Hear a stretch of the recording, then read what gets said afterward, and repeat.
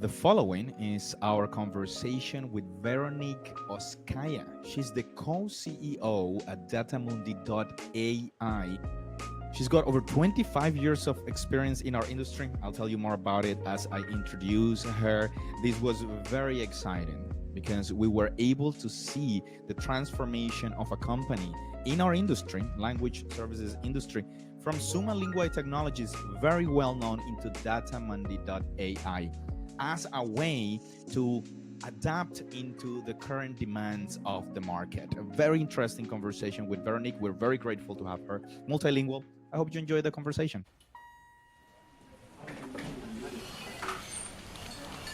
Thank you so much for doing this. We were talking off the recording that you are located in Izmir, and you gave me some fun facts. What is your fun fact about Izmir in Turkey? So the fun fact about Izmir is that Aristotle Onassis was born here. So you might know him as like this very successful shipping magnate from Greece. He was actually born here, and then in the 1920s he moved to Argentina, and then the rest is history. And then another thing, when you come and visit Eddie, like one of the marvels of the world is here, the Ephesus, which is like ancient city. So there's a lot to do here, and as I was mentioning, and great tech talent. So that's one of the reasons why we are based here. Fantastic. And we're excited to get to know more about Turkey, language, and everything through there. Who knows, we might do an article and a whole issue on Turkey soon. That could be an option. That could be an option. And of course, the big news is Summa Linguae Technologies is now Datamundi AI. Why don't you tell us in your own words, Veronique, what does it mean to you? Right. So we, as an organization, our strategy and our focus is very much on data services. And the history, just to give you a little bit of background of how we came about that, is that Summa Linguae grew very much through a series of acquisitions. And a couple of those brought a new level of services to the portfolio.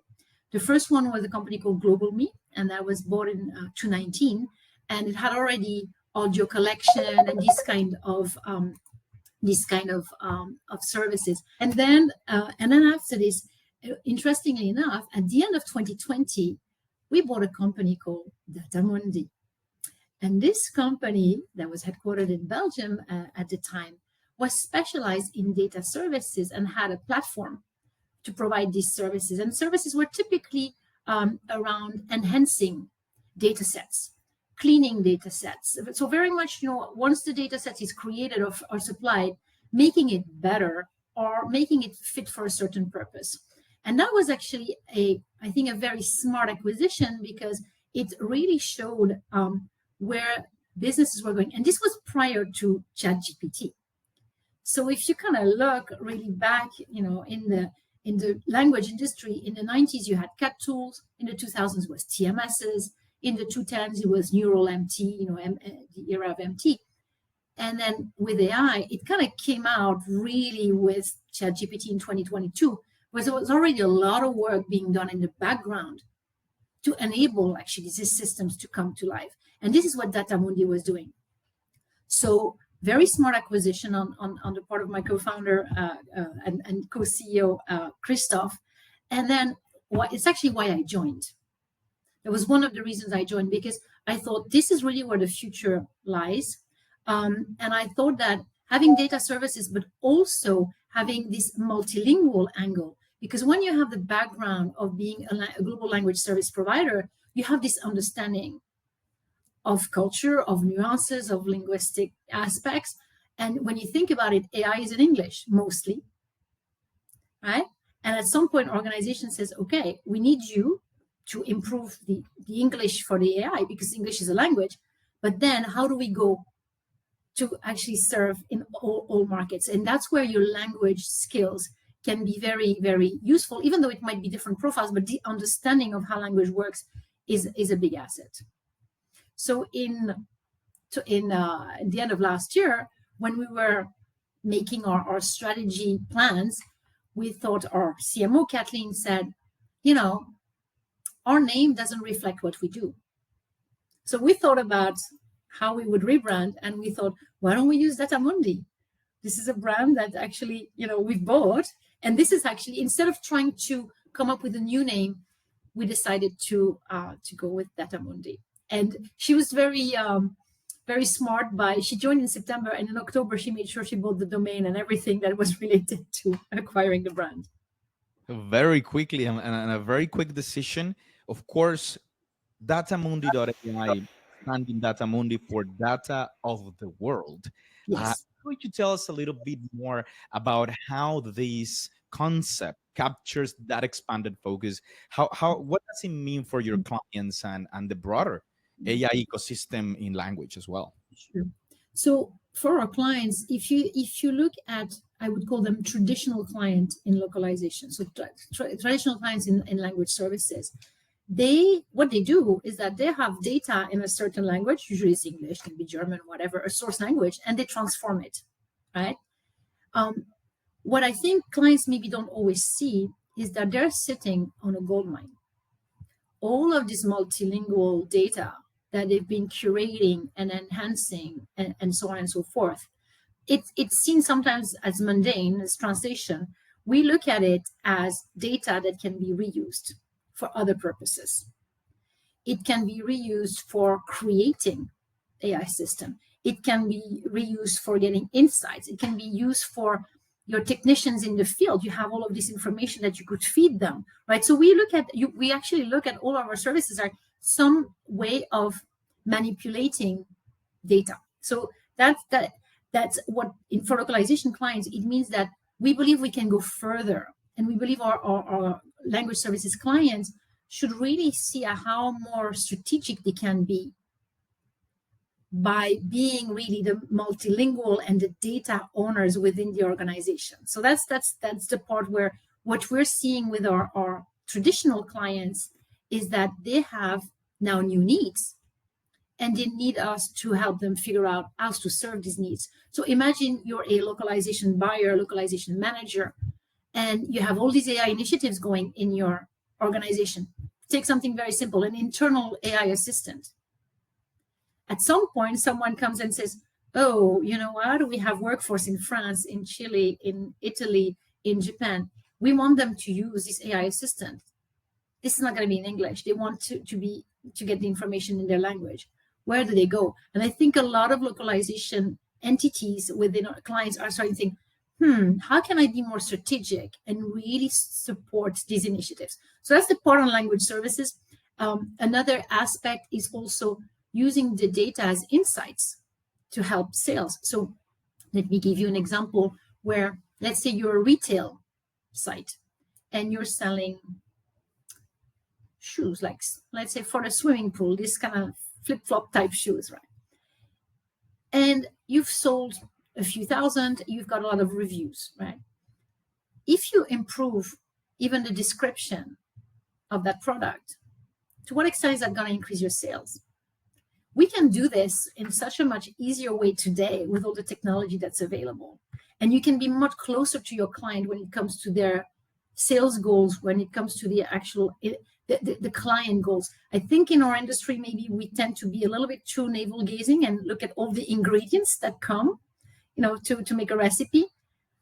We tend to really focus on what the client is trying to achieve and how our services can help them. And then the bigger part of what we do is pure data services. And this is really to fuel AI. So if you imagine AI systems, you've got the foundational models and so on and so forth. You have layers coming on it, platforms and so on. But really, it only functions if the data is good. So again, back to this AI assistant, imagine that you're in an organization and you want to get access to knowledge. You've got this AI assistant that can help you. If you're not getting the right answers, how are you going to continue using it? If it's giving you things that you know is not correct, or if it's hallucinating, or if it's biased, or if it's incomplete, because these are the three major issues you have with AI, right? It's like the data is not complete, the system doesn't know how to answer you, it's telling you things that are not true, or it's giving you, bias. It can be gender bias. It can be what. So these three, this is all down to data, and that's what we fix. That's what we address. So that's like our clients. We do a number of things. They ask us to collect data because this is going to feed the system. So there's parameters to collect this data. They ask us often, and that's where we do the most work, to improve the data. And there's a number of techniques, I don't need to get technical there, but this is really what we do, is that they give us a set, they tell us what the problem is, and we help improve this set. And then when they reapply the data into the system, it's by iteration, it gets better and better. So what does it mean? You're using the AI assistant and you're happy because it's really helping you getting the knowledge faster, it's accurate, and it enhances your productivity. Thank you. And this, of course, has some strategic elements and some evolutionary elements. You've mentioned yourself, this acquisition of Datamundi kind of like sparked this activity, but the rebranding is a direct projection of what you were doing, some of the things you were doing. How much of this is also a transformation that's also happening internally? So a lot of it, yes, is a projection of what you were doing, and then how much of it is also a transformation undergoing? So this is something that's super clear to everybody at Datamundi. We've been talking about this for months, and the way I run the company is very transparent. So everyone working with us knows, what's our strategic focus and what we're doing. So how are we executing that strategy? So already since, I would say, September, October of last year, that strategic pivot was very clear to everyone, including the steps on the execution. So it's not just, of course, marketing, right? There's everything that's happening behind. And if I can maybe illustrate what it means from a sales perspective. Since last summer, we've been training all of our sales and account managers like intensely in really understanding the services, the use cases, what does it mean, what to ask clients, where to find it. So you've got all of this machine behind it. And it was very interesting because it also came from salespeople saying to me, in my first couple of weeks, I can see the addressable market is so much bigger. I want to sell there, but I need to be equipped. So we put this in place. It's also in production. We've actually shifted a lot of people from part of the company into the data unit. That more than doubled in the last year. And that concretely, that means also if you're a project manager, what are you going to do? Your work, to some extent, there's similarities. If you're a project manager, you organize, right? You manage time and quality and money, but you need to understand what you're doing, the subject matter. So we've been training also operations. We've been restructuring how we do the third-party stack. So we have a platform. It's called ADA Platform, and there it's being able to follow the needs of the clients. Because I think one thing maybe to understand about data services is the speed at which they evolve and how the client needs evolve. So in order to be successful, you need to be very nimble. You need to be very innovative. And you need to have that alignment, right? Alignment between people in the field who are selling, your operation people, your tech people, and of course, and that's very important, your talent pool. And that's been something that is definitely a tough part, because what we do is high quality data. So typically you're talking SMEs, you're talking to some extent also linguists, right? Depending on the type of work. But what we're seeing more and more is you need the highly specialized SMEs.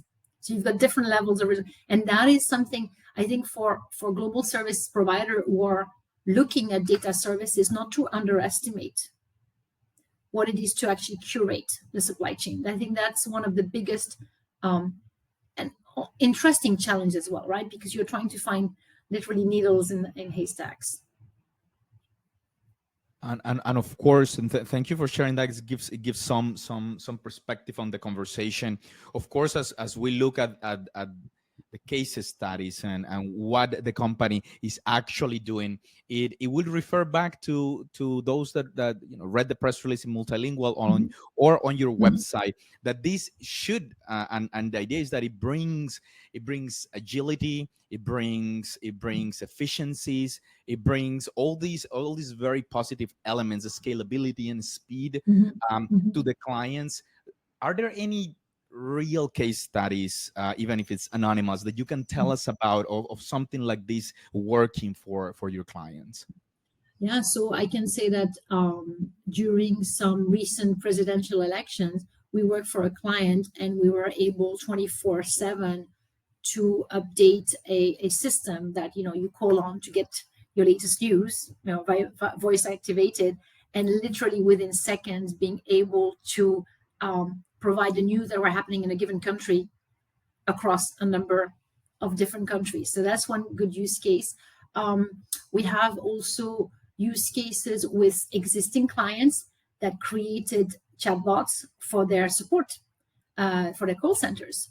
So using data and curating data in order to actually alleviate a lot of the calls that would happen live, and being able to direct that to the chatbot. So, and the measurement there was the usage of the chatbot, because you know yourself that if you're using an online chatbot and after a while it's getting in a loop and not giving you the answers, you give up. You want to talk to an agent.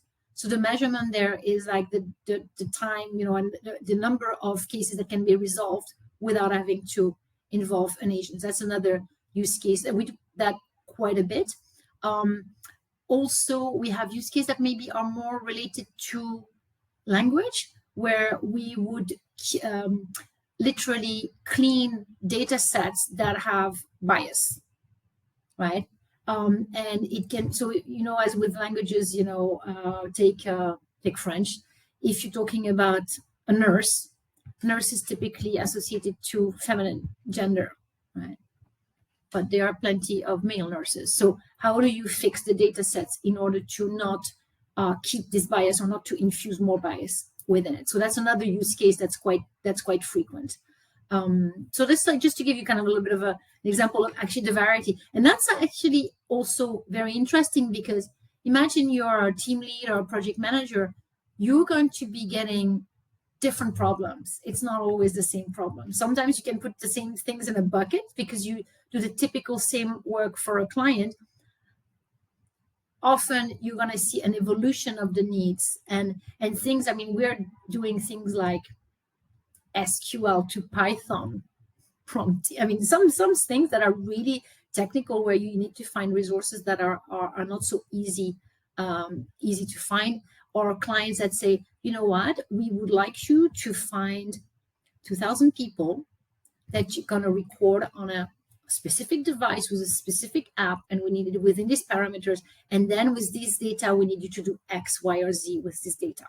So that, I mean, what you see also, I think that's interesting, Eddie, is that we tend to specialize in the high quality data, but some of our clients also need some more, more kind of crowd. But again, it's curated crowd because you need to have them do specific tasks. But we're saying that to feed the systems, the variety of needs can be quite large. Oh, I don't hear you anymore. And I was muted. My apologies. And thank you for sharing those case studies. I think our listeners are really going to appreciate it. It's going to give them perspective, and it's going to show them some of the variety, as you mentioned, that's out there. One of the things that you have mentioned, I'd like to dig a little bit deeper into, and you have made some references to it, and we can probably infer the answer to it, but it's related to the evolution of companies within our industry, the localization industry, the language services industry. It seems like, and you mentioned it as well, it seems like one of the key elements or one of the key differentiators that companies have in our industry, the companies have in our industry, is the multilingualism and the knowledge of what you said in your own words, the nuance. We internally call it kind of like the texture. How critical is multilingualism in this new, let's say, stage of our economies around the world? I think that it's crucial because, again, a lot of AI has been created in English, and you get to a point where that AI is also used at a global level in an incredible manner, right? And it's being used by anyone, even to just get you can ask your questions in whatever languages, it's going to give you the answers in many languages. what I'm talking about, like the professional AI applications where you're going to be a user in a given country, you will want that experience in your language in the same way that if you're buying a product or you're consulting a user notice, you're going to be so much more comfortable if you can have that in your own language. I think that because the adoption of AI is just so wide, language is going to be more and more crucial. What I do believe, however, is that it is not that easy or simple. So to me, like the very basic bread and butter thing, that's something that gets highly automated. And I believe that that applies to a lot of sectors, that are the very basic tasks. That's the whole purpose of AI. It's going to replace a lot of things that can be basic.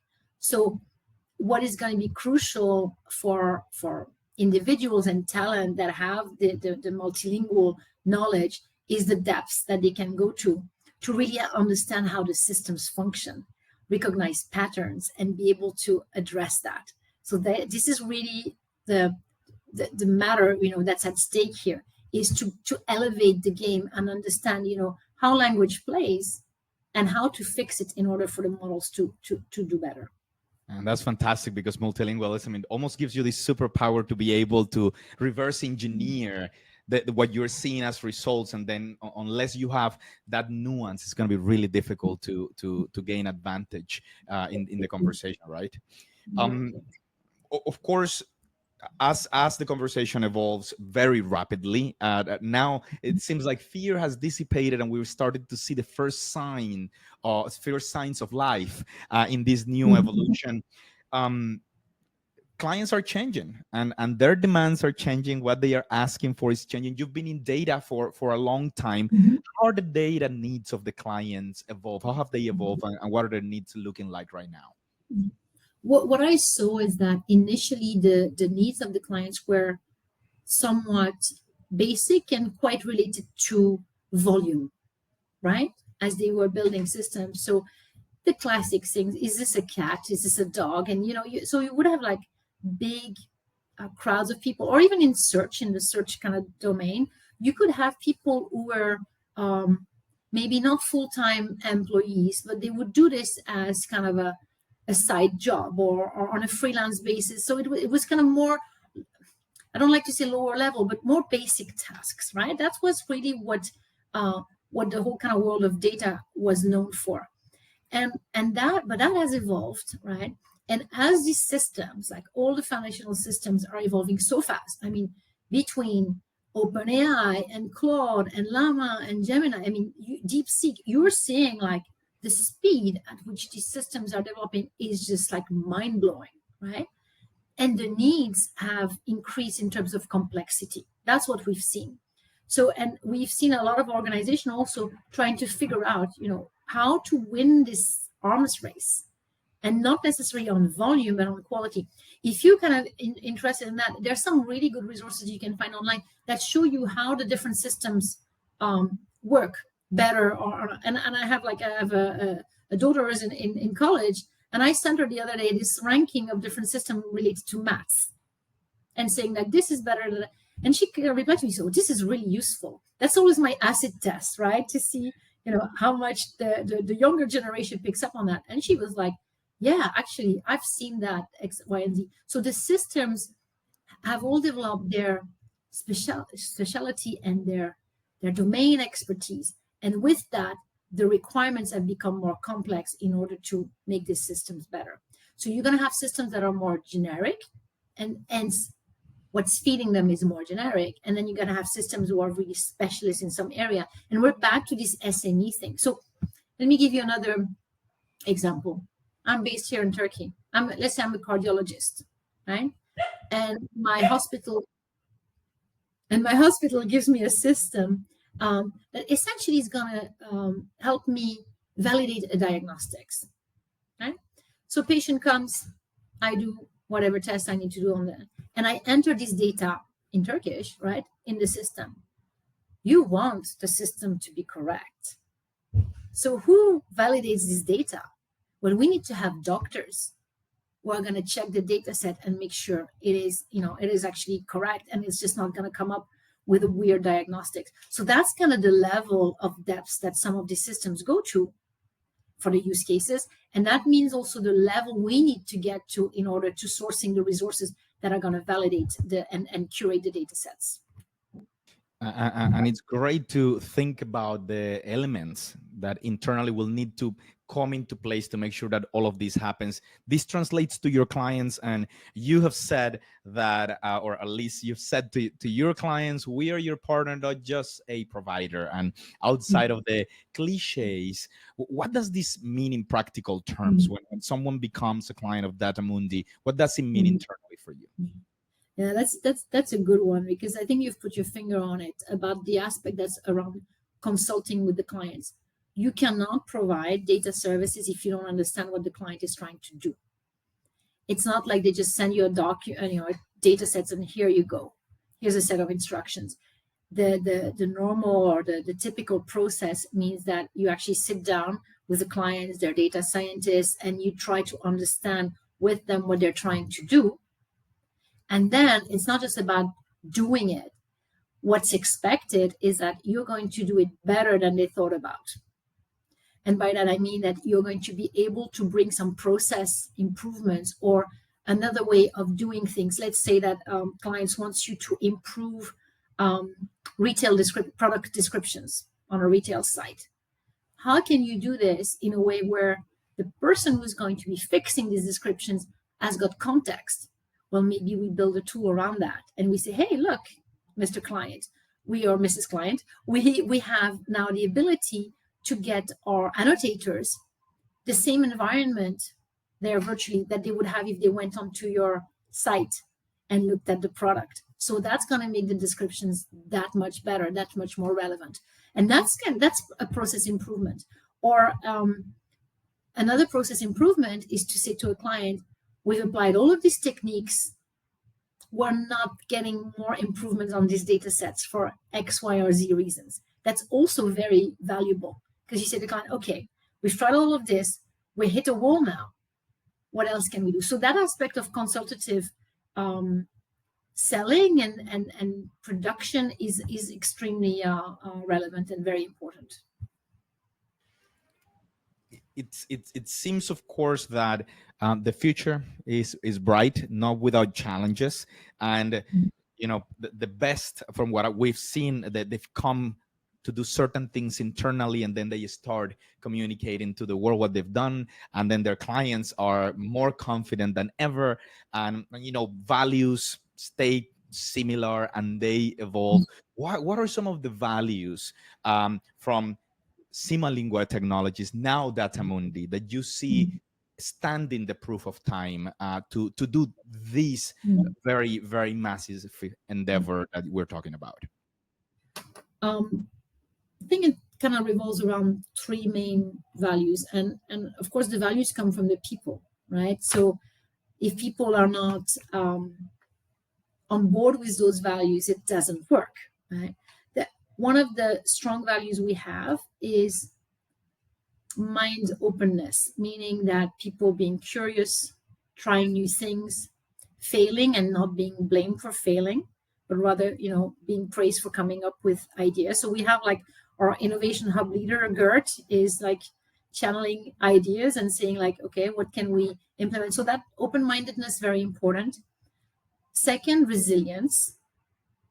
So which means that you're going to stumble and fall and get back up. And I'm very blessed to see that in our organization, we have incredible talent and they're very resilient. I mean, we've got people working weekends, doing incredible things for clients, never complaining, but coming up with ideas. I mean, just even with the rebrand, if you can imagine, we changed all of the email address, domain, this and that. Like the IT team was fabulous and working really hand in hand with our marketing team. So that resilience, very important. So innovation or open-mindedness, resilience. And the third thing is transparency. And that applies in everything that we do. It starts with me and the direct teams and their teams. So we want everybody to embrace, of course, our strategy. But to do that, you need to be very clear about what it is and what it means and how it gets executed. And that's always been, my policy, and I see that at Datamundi that is something also that people value. And that when you have that, so if you think these values, how they translate towards clients, this open-mindedness, it's your innovation, how you try to always do better. The resilience is like you don't give up, you always find a way to help solve their challenges. And the transparency is also that honesty towards clients, and to be able to say, okay, we've done all this, that's not, or yes, we need 100 doctors, and it's not going to be Tuesday that we're going to have them ready, it's going to be Thursday, and this is why and how we're going to do it for you. So that transparency, I think also clients value that. You build this partnership with them because they know this is not an easy task that we're trying to do. Thank you for sharing that. It's going to be great for our audience also to listen to. We are coming to an end to our conversation, but before we do that, I want to put you on the spot. I know it's very difficult to predict the future, and the world is a dynamic place, more so these days than we were used to. Also, very exciting times. What do you see in the future? What are some of the things that you expect that are going to take place? I think that we are going to see further disruption, and I don't think it's a bad thing. It's a scary thing, of course, but if I told you, Eddie, that instead of watching a movie on a streaming platform, you would have to go out, get on your bike or in your car, go to a whatever DVD or like a Blockbuster, spend 20 minutes to pick a film, and then you better watch it within 48 hours, otherwise you get a penalty. You'll say, come on. So I think that change is there, and it's going to be much deeper than we expect, but it's not necessarily a bad thing. It's going to help clients actually do more and be faster and better and cheaper. So I see that it's going to be painful, all these changes that are being brought by technology, but it's also going to be for the resilience of business in general. And then the second thing that I see is this addressable market of AI is massive. It has like a 25% year-on-year growth just in the data for AI services alone. So I do see that this is really a very vibrant sector, not an easy one to get into, but if you find your niche and your specialty, this is something where the language skills, the multilingual skills are going to be an asset that you can bring to the table. Thank you so much. That's so related to what I wanted to ask to end the conversation, which is your final thoughts and a message, which you've given some already, but your final thoughts and message to your current and future team members, your current and future partners and clients. So my take is that embrace technology. Don't be afraid of tech. Don't put your head in the sand.